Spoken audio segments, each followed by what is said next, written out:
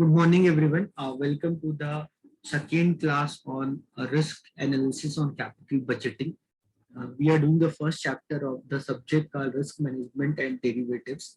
So we'll do derivatives probably from next chapter. Right now, we are studying the capital budgeting principles, the risk involved in that. So probably in the second semester, when we studied capital budgeting, so that time we assumed that the cash flows what we generate budgeting decisions, those cash flows are certain in nature, and the risk what we can have with the capital budgeting principle, those risks are basically only limited to the way we raise money either by equity or the debt. So that time when we were talking about the risk on a capital budgeting, that risk we put all together in WACC. So the risk what you can have if you raise money in the term of equity, with that cost you will pay, that we call as cost of equity, and the cost what you pay when you raise money in the form of debt was called cost of debt. Sum total of that, weighted sum of that, we call that as a WACC. So all the risk we commute everything on WACC, and we believe that the cash flows what we are getting were very certain. And then whenever we had a scenario of mutually exclusive projects where we cannot choose that all the projects simultaneously, out of n projects we can choose only one project, then to justify or to prove or to get to know which project can I choose. So there, that time we studied, we took the help of techniques of capital budgeting. We took the help of techniques of capital budgeting decisions. So while taking the help of techniques of capital budgeting decisions, there we took the help of NPV, or the other techniques are there like IRR, we have ARR, accounting rate of return, then we have payback, we have discounted payback, okay, we have payback, payback does not follow time value of money, then we have discounted payback, we have profitability index. Okay, so out of these techniques like ARR, payback, discounted payback, do their calculation based upon the profit, maybe net operating profit after tax will be the better word, while the other techniques like NPV, IIR, and profitability index, they prefer on cash flows. So you need to understand that whenever we generalize our concept, we need to prefer cash flows over profit.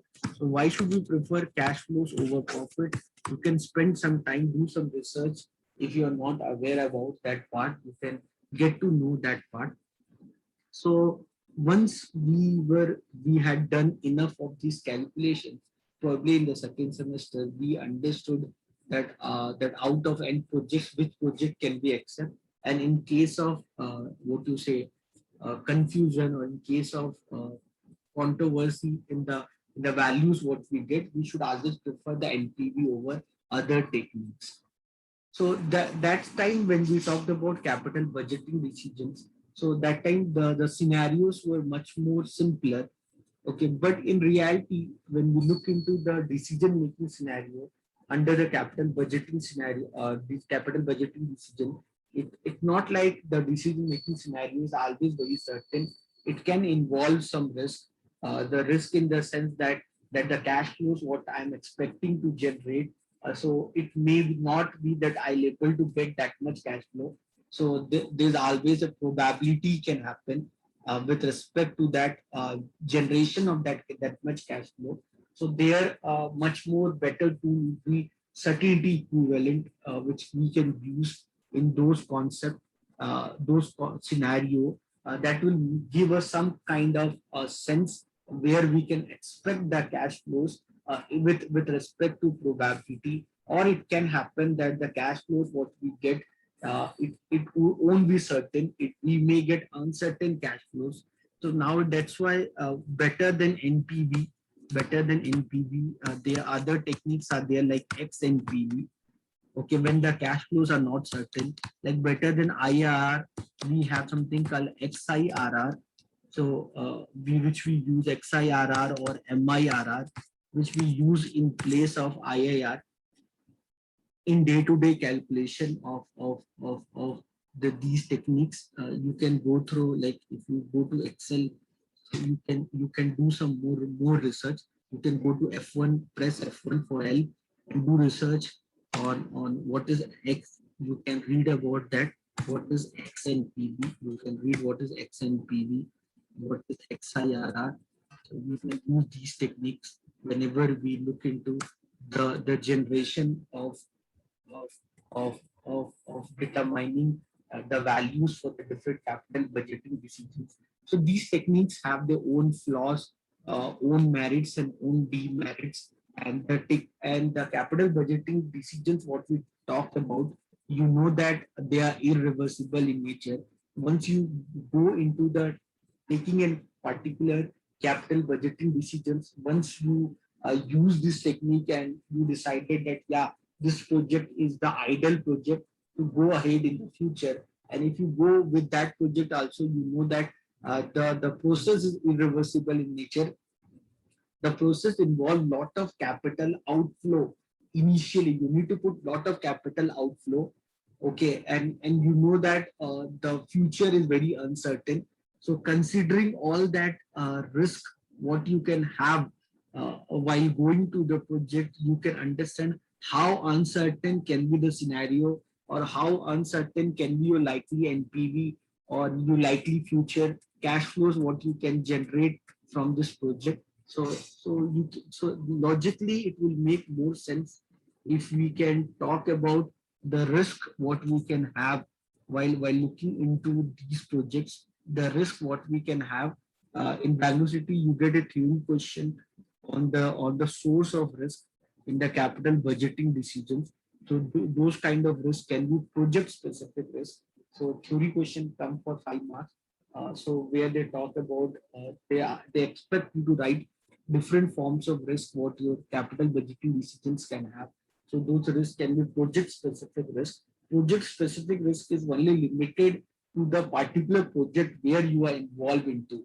So it's maybe strategically, maybe long run it will impact your company. Definitely it will impact your company, because if you are going into project, you're getting into the project.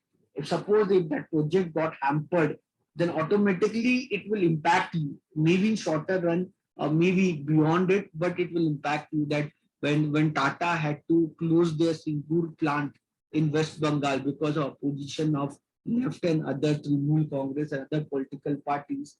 So it doesn't mean that Tata Motor does not exist right now. But yeah, when it happened, the share price of Tata Motors fall off significantly like anything. So although the initiatives what Ratan Tata took, and gradually then he set up the new plant in Gujarat, but the investment what he did uh, in Singapore. So all those getting back those investment was very risky. So although the Tata is such a big company, it's such a big conglomerate, so they could able to save themselves from that scenario. But it's not like everyone can save themselves from that particular impact, which can they may face when their particular project may or may not work. So project specific risks are basically the risk which are related to particular project in affect the project cash flows. So it includes the completion of projects in scheduled time. Okay, it is very important that whatever the projects we are getting into, so we need to complete that project in the scheduled time. Although in India it is known that none of the Indian project works or happens on the particular time, you can do some research and get to know how much loss BBMP or Karnataka government has faced because of delay in the completion of metro in Bangalore. So with that, you can understand how important is the timing of completion of the project. You can understand the project specific risk can happen, or it can be because of error. The risk what it can have related to project can be it can be of errors in estimation of resource and allocation. That is very important point.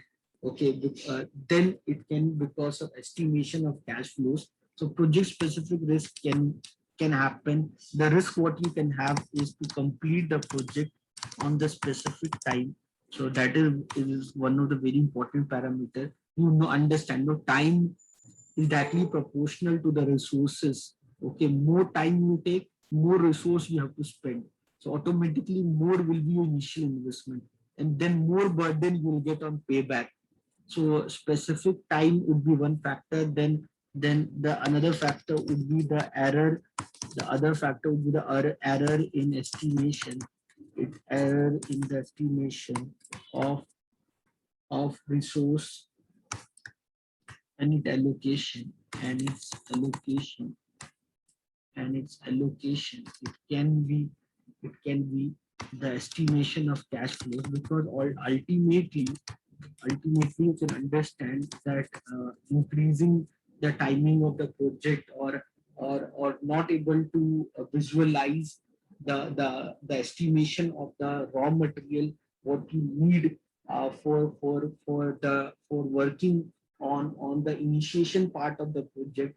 If that is not done appropriately, automatically this will create a significant burden the initial investment of the project.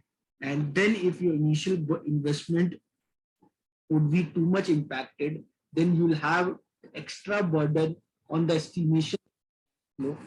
You'll have extra burden to generate that much cash flows that you can get a positive NPV as soon as possible. So or you should get a positive NPV. So estimation of that is again very important for working on a particular scenario. Then apart from the project specific risk, what other risks you can have when you're working on the capital budgeting decision? The project specific risk is related to the particular project in which the firm is working on. The risk can be company specific risk. The company specific risk are like such things which can happen to the company, or maybe a company is working on different projects. Okay, so all is going good. Projects are doing very well. Like you know about this, you know about Satyam. So Satyam was doing very great job when Satyam got bankrupt. Also, if you look into if you spend some time reading of Satyam, so the way the business what Satyam was doing is everything is very appropriate. Only problem with the Satyam with the Ramalinga Raju, the kind of mishandling of fund what he was doing with the Satyam, he was using that money for his own child real estate firms, and that way he was misplacing the fund.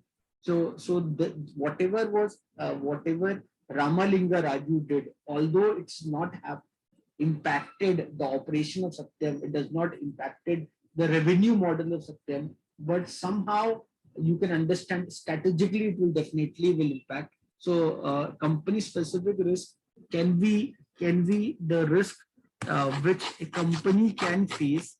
Okay, the company can face, because you can understand whenever a company works on a project, you know that when company works on a project, the company need to put lot of cost upfront, lot of money upfront, capital upfront. That capital the company generate by equity or debt. So if they generate by equity, they dilute the ownership, and if they generate by debt, they borrow money. So the terms like credit rating, their credit ratings, like if their credit ratings is being downgraded or something like this happens, so automatically they have to pay more interest to the shareholder. Automatically, the per share price what they can expect to generate from the shareholder, automatically it will reduce, because the less people will be interested if the credit rating of the company is not good, because the company will become more and more risky. So that scenario ultimately gonna impact the project of the company, may not directly, but indirectly, definitely it will impact. In the other sense, it will increase the cost, because automatically the cost will increase. WACC will increase. I hope to understand because the cost of raising fund will increase. So if WCACC will increase, automatically your NPV will get impacted. So company specific risk is related to the terms like downgrading of the credit rating. It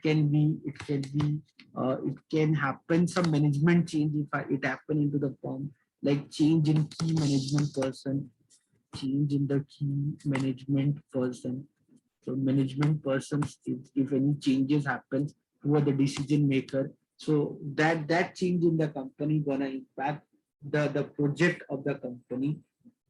Maybe some kind of legal problem if the company get into, maybe related to IPR, or maybe any other laws or regulation if the company get into, maybe not directly into the project laws and regulation IPR terms, but this way or that way it will impact the project of the company.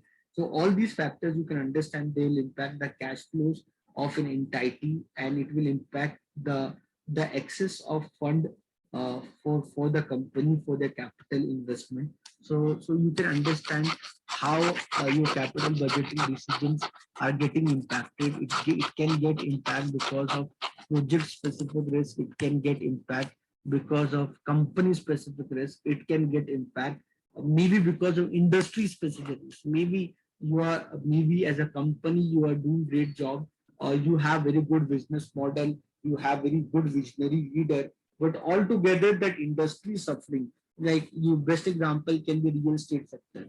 So right now, probably not right now, after this, I can say this, after this demonetization in India, the way the real estate sector got impacted in our country, so that nothing can be more worse than that.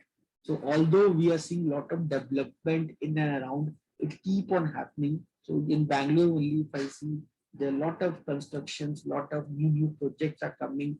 But if you see all, because I know real estate sector little bit closer, so what is actually happening that small players are not rising the way they were rising in. Now big players have came into the real estate sector. So the private equity firms like Hilton Group or Carlyle Group, or you talk about Godrej, big MNCs, now they are into the real estate sector. Small players who were flourishing earlier, the small players, maybe 100 crore or 1000 crore, considerably that form of companies which were earlier there, which may be working on smaller project. Okay, but now they are impacting like anything. They could not able to survive. Now they are acquired by big players. Few players are still left who are there, but those who are bigger player only. Now it, from international market, lot of foreign players, lot of foreign real estate firms, infrastructure firms have actually entered into India, and they are doing all forms of investment. What you are actually seeing around, those investments are not actually done by Indian companies, because that that how risky is the real estate market, in the sense that it requires a lot of capital to put upfront, and raising that capital after demonetization, after 2007 crisis, become very difficult for the Indian real estate companies. And then altogether, you can see it, what you say, dominance of certain limited players in that particular sector. Although if you see, if you talk about the potential of this sector is very much, that every Indian in India, every Indian, or I think everyone in the world, I don't know about people beyond India, but as per with my convention, I can say that everyone want house. Okay, everyone want their own house, and that we live with that feeling. The sole purpose of us being living is that we need to buy a house in our life. So that is our sole intention. And if those who buy their own house, they feel that they got everything from the life. So that is the way how we think. So I'm not going to the logic part of that part. So you with that you can understand how much potential the real estate sector altogether is having. But when you look into the reality, those players who actually try to work on the real estate sector, you can see them, they're suffering like anything. Only bigger player who can have a bigger gestation period, who can put lot of capital upfront, and still they can wait for generating the reasonable cash inflows in the future, sooner or later, or whenever, we don't know. They can only survive in this particular industry. So you can understand industry specific risks are, these are the basically those risks which affect the whole industry in which the company operate. Okay, the risk include regulatory restriction on an industry. The risk can be changes in technology. Okay, so all that are basically comes under the industry specific risk. Okay, so all this comes under the industry specific risk. So you can understand that part. Then we can talk about market risk. So the next thing we talk about market risk. Market risk, I hope you understood. You have heard a lot about this term that mutual funds are subject to market risk. Please read the offer document before investment. So market risk, the another term of market risk, you will study this term market risk more in portfolio management. So market risk you study with them. So market risk, the another name of market risk is systematic risk.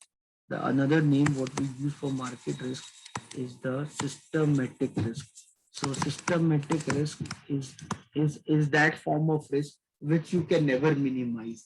So no matter what forms of diversification in portfolio, if you try to do, no matter what you do, but some form of risk you can never minimize. Like risk, then you think say that, sir, what do you mean by then? I can understand whatever you're talking about theoretically, but give us some example. So market risk, like maybe the political decisions, so you cannot avoid that. Now the second wave of coronavirus, which India is suffering right now, so you cannot avoid like it is that this risk not have avoided. Although different people are talking differently, that people are saying that Narendra Modi was giving vaccine to the foreign country, he should have given to the Indian first. He would have done vaccination properly before that. But you, but when we talk about when you talk about this risk, you need to understand when you talk about this risk here, you need to understand that part that Narendra Modi or anyone, no one would have predicted the corona second wave. No one could have thought the way it is happening, it could have happened. So the reason why India was giving vaccine to the other part of world, because India is the world leader in the vaccination policy. Okay, India want to dominate the world.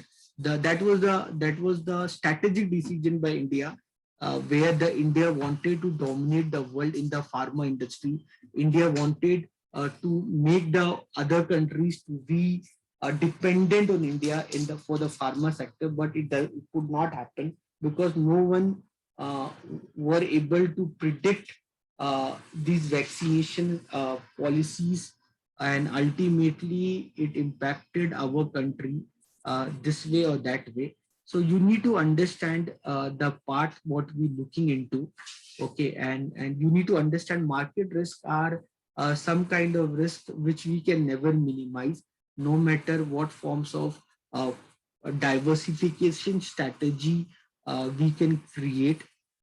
Okay, so market specific risk, they arise due to market related conditions like the entry of substitute, or it can be change in the demand condition, or it can be because of availability and access to the different forms of market what we can have. But altogether, they are some form of risk which are beyond project, which are beyond company, which are beyond industry, and those are basically we call them as a market risk. Okay, then you can have another kind of risk after market risk can be competition risk. So competition risk is good because for the survival of any firm in the future, when we talk about any firm, we talk about for the survival of any firm, logically when we see competition risk play a very significant role. Okay, so when we talk about competition risks are basically the risk related to the competition in the market in which the company operate. Okay, these risks are the risk of entry of rival. So you know that we are living in a free economy. So although in different sectors, government have a restriction of players to involve, like we have FDI regulation in some sectors like the defense sector, or maybe in railway sector. In some sectors, government have opened the economy, maybe in retail or maybe in pharma. So different sectors works differently, and different sectors have different forms of competition. Before 1991, when LPG was not implemented in India, when LPG was not implemented in the India, that time we saw monopoly of certain players, and those players could not able to do anything to actually help our economy to develop. But after 1991, when suddenly LPG got implemented in India, we had seen an upbringing. We have seen a huge competition in the market, and that way that competition is actually helped our economy to grow significantly, and that how India become the world's second largest economy in the term of GDP. So competition definitely will impact the profitability of the company, and competition definitely impact the nature of the business in which a company want to operate, or it will impact the projects on which the company want to engage in. So competition risk definitely works. So this competition risk can be the risk of the entry of rival player, who are very big player, like the way you saw when the Geo entered into the telecom industry. It brings such a big revolution in the telecom industry that everything got changed. Now, after Corona epidemic, we have transformed ourselves into online education. Okay, now our class is right now going online. So these things actually happened uh, because you can see the a surge of internet dependency, which was brought by Geo to us. So I cannot say that because of Geo only right now I can able to take the class. That is not 100% correct. I could have, if Geo not be there, there would be other medium, but the cost what I had to pay, the you know that no, for any project you need to pay initial investment. So the cost we had to pay initial investment would have been much more higher than what I am paying right now to use that technology to ultimately to make myself survive in this particular scenario, what is happening around us. So competition risk is always is there in business. It's always the good that we have a competition in the business, and that way only it will impact our company significantly. Then it can be because of risk due to economic condition. So they are risks which are related to macroeconomic conditions, like changes in monetary policy of the central bank. So change in the monetary policy, change in the monetary policies of central bank, change in the monetary policy of the central bank. Okay, then changes in fiscal policies like introduction, like GST, other scenario, the VAT, so value added tax, inflation, change in GDP. So a lot of changes are happening. Inflation calculation. Earlier we are using WPI index methodology. Now we are using CPI index methodology to calculate the inflation. So when we look into the economic conditions, the change what happens in our economic condition ultimately, directly or indirectly, it impact the projects. I hope you remember the best example of demonetization. So when demonetization was actually implemented in the India, so how it changed everything.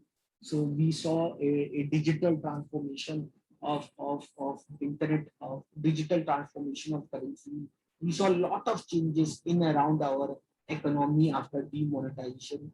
And maybe they are or maybe they are good, maybe they are bad. I'm not here to talk about that part. But the economic decisions what any country takes, so either the central bank of the country takes, when India implemented GST, so lot of ups and down, a lot of volatility, a lot of stiffness happens with respect to that particular economic decision.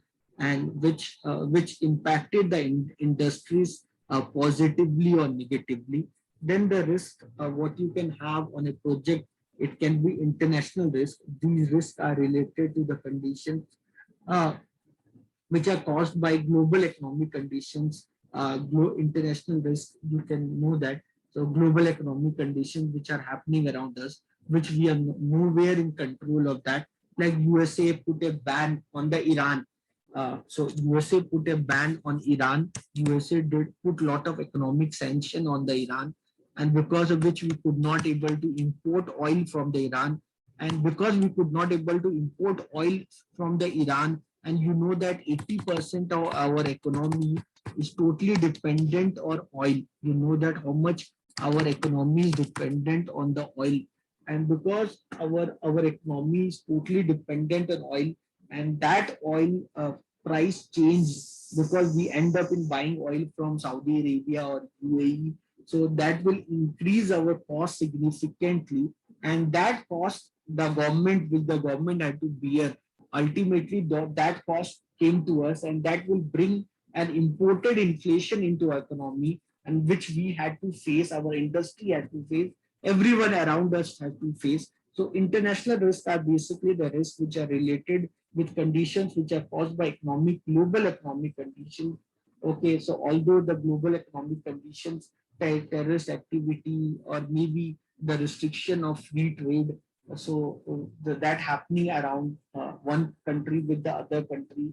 So although we want a free trade agreement between different economies around the world, it may or may not is happening. So a lot of trade restrictions are there because of a lot of political turmoil around us. So a lot of you can see policies of China in the international market, the policies of certain set of countries which are creating a lot of terrorist activities. So that will create restriction of the market access. That will create scenarios like a political and geographical turbulence. Okay, these things ultimately, directly or indirectly, are impacting us. So either we like it or not like it, but altogether, when we look into our project risk, the way our projects are working on, when we look into our capital budgeting decisions, so capital budgeting decisions, the risk what they have, the sooner or later they are getting impacted from that. So you can understand these concepts. Kishore, please take the attendance.